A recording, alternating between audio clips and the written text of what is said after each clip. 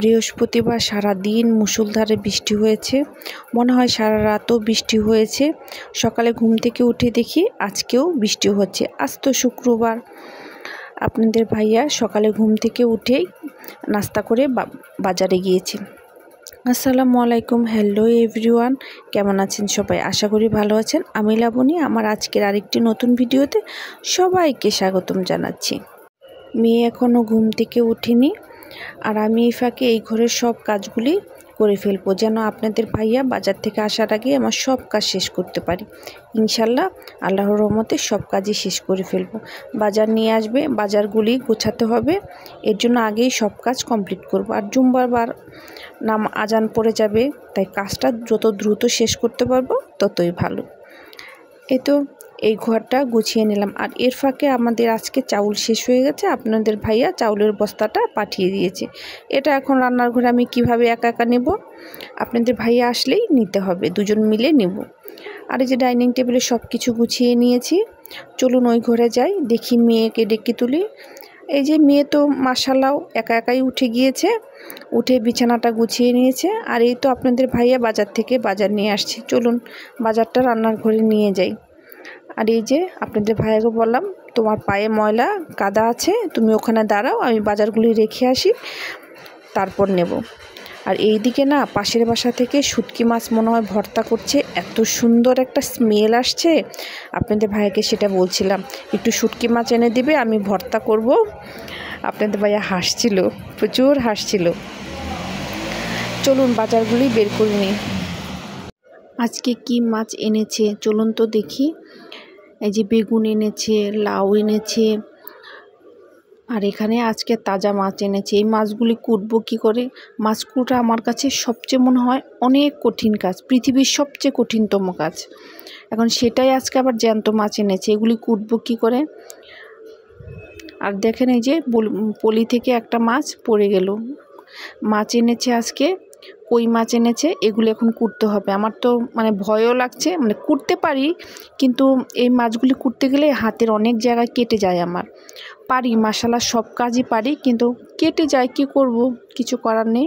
আর এই বেগেতে চিংড়ি মাছ এনেছে, এটাও ঢেলে নিচ্ছি। এই তো চিংড়ি মাছগুলো বের করে ফেলেছি, চলুন এগুলো এখন কোটার ব্যবস্থা করি। এই যে চিংড়ি মাছটা কেটে ফেলেছি, আর এখন এই যে জ্যান্ত মাছটা কাটবো। একটু ছাই নিয়ে নিলাম, আর এখানে এই যে একটু একটু করে দুটা করে মাছ নেব, আর কুটবো, না হলে সারা ঘর কেঁদো কেঁদো হয়ে যাবে। আর এই মাছগুলি দেখেন না, জ্যান্ত মাছগুলি লাফিয়ে লাফিয়ে আরেক জায়গায় চলে যায়। এমনিতেও আমার রান্নাঘর আজকে সাবান দিয়ে ঘষে ঘষে পরিষ্কার করতে হবে। এই যে মাছটা ভয়ে ভয়ে ধরে নিলাম, এখন মাছটা কেটে নিই।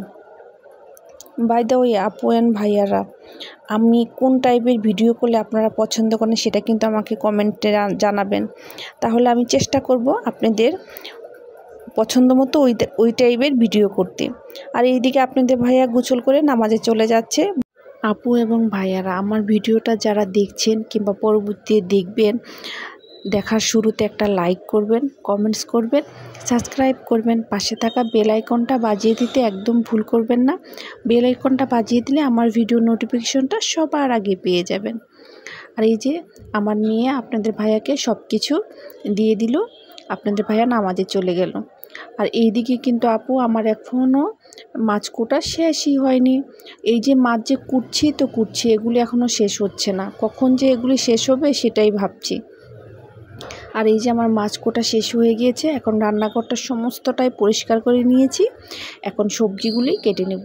লাউ দিয়ে চিংড়ি মাছ রান্না করব। এই যে লাউটা কেটে নিচ্ছি। আমার তো লাউ দিয়ে চিংড়ি মাছ ভীষণ পছন্দ।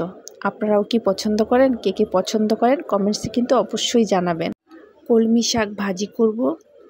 সবগুলো এখন সব সবজি কেটে তারপরে এই যে রান্নায় চলে আসছি। এখন এই যে তেলটা দিয়ে দিলাম, আর পেঁয়াজটাও দিয়ে দিয়েছি। এখন পেঁয়াজটা হালকা একটু সফট করে তারপরে এই যে চিংড়িটাও দিয়ে দিচ্ছি। এখন চিংড়িটা হালকা ভেজে তারপর এক এক করে সব মশলাগুলো দিয়ে দিব। কাঁচামরিচটাও দিয়ে দিলাম। আর লাউ রান্নাটায় কিন্তু একটু কাঁচামরিচটা বেশি দিয়ে শুকনো মরিচের পরিমাণটা কম দিলে ভালো লাগে, আমি এভাবেই রান্না করি। এই যে লাউটাও দিয়ে দিলাম। এখন মশলার সাথে লাউটা সুন্দর করে কষিয়ে তারপরে ঝোলটা দিয়ে দিব। আর এই যে দেখেন লাউ থেকে কিন্তু সুন্দর পানি উঠেছে। লাউ থেকে আমি একটু পানি দেওনি, আর লাউ থেকে এমনিতেই পানি হয়। সামান্য একটু পরে কষানো হয়ে গেলে হালকা একটু ঝোল দেব। আর এইখানে আমার মেয়ের জন্য একটু মাছ ভাজি করে নিচ্ছে। আমার মেয়েটা মাছ ভাজি ভীষণ পছন্দ করে। আর কই মাছ এনেছে, আমার মেয়ের জন্য ভাজি করব না, এটা কখনো হয়? তাই মেয়ের জন্য মাছ ভাজি করছে, আমাদের জন্যও করছি। আর এইদিকে আমার লাউ রান্নাটা মোটামুটি প্রায় হয়ে এসছে। আর একটু নেড়ে চেড়ে একটু পরে নামিয়ে নেব। আর এই যে পাশের চুলায় কিন্তু শাক ভাজিটাও করে নিয়েছি। আর রান্না করার পর কিন্তু আমি আর ভিডিও করিনি, অনেক খারাপ লাগছিল। একদম বিকেলে আপনাদের সাথে আবার এই যে কথা বলছি, দেখাও হচ্ছে আপনাদের সাথে।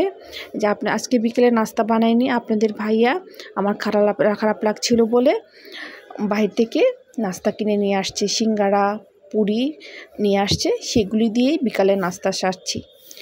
তাহলে আজকের মতো এখানেই বিদায় নিচ্ছি। দেখা হবে নেক্সট ভিডিওতে। সে পর্যন্ত সবাই ভালো থাকবেন, সুস্থ থাকবেন, আমার পাশেই থাকবেন, আমাকে সাপোর্ট করবেন। আসসালামু আলাইকুম, আল্লাহ হাফিজ।